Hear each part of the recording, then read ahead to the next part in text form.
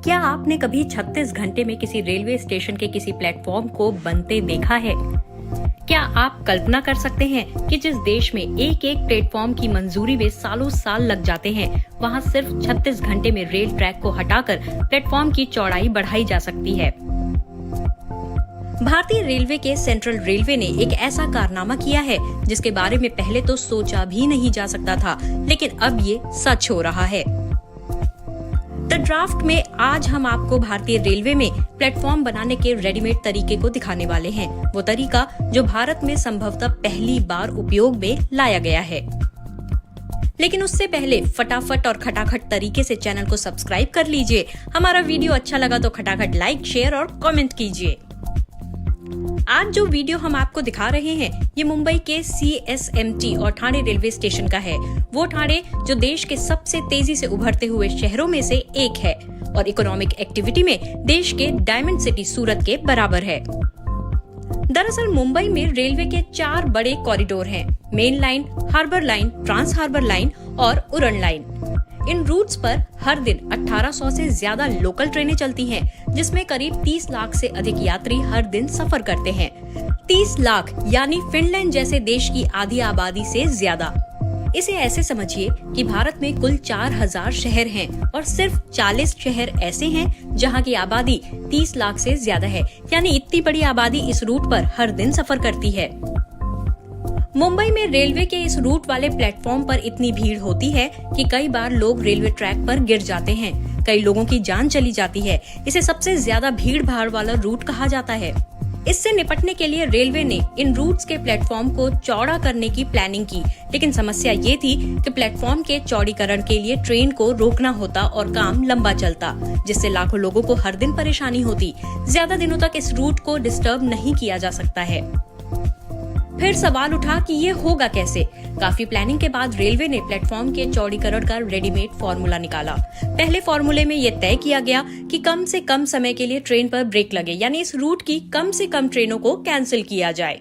दूसरे फॉर्मूले के तहत प्लेटफॉर्म के चौड़ीकरण में इस्तेमाल स्लैब्स को बनाया कहीं और जाए, यहाँ लाकर सिर्फ उन्हें फिट किया जाए, जिससे समय की बचत हो। कई महीनों की तैयारी के बाद इस प्लान के अनुसार काम शुरू हुआ। सबसे पहले चौड़ीकरण में इस्तेमाल होने वाले स्लैब को कहीं और बनाया गया। इसके बाद 2 चरणों में काम शुरू किया गया। पहले ठाणे रेलवे स्टेशन के 2 प्लेटफॉर्म नंबर 5 और 6 पर चौड़ीकरण का काम शुरू हुआ।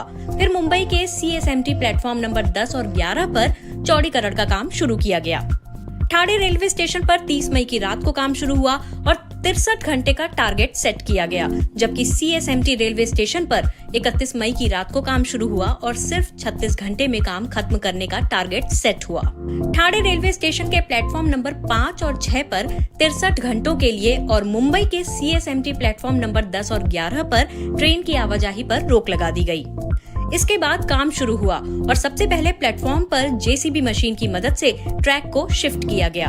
एक साथ इतने लंबे ट्रैक को शिफ्ट करना कोई आसान काम नहीं था। एक तरफ ट्रैक की शिफ्टिंग होती रही, दूसरी तरफ रेडीमेड स्लैब डालते चले गए। चौड़ीकरण में इस्तेमाल ब्लॉक की सबसे खास बात ये है कि इसे इस तरह से बनाया गया है कि उसके अंदर वाटर पाइप वर्क और वायरिंग भी बहुत आसानी से किया जा सकता है। सबसे खास बात यह है कि लगातार 63 घंटे तक काम चलता रहा और 2 जून यानी आज दोनों रेलवे स्टेशन पर काम खत्म हो गया।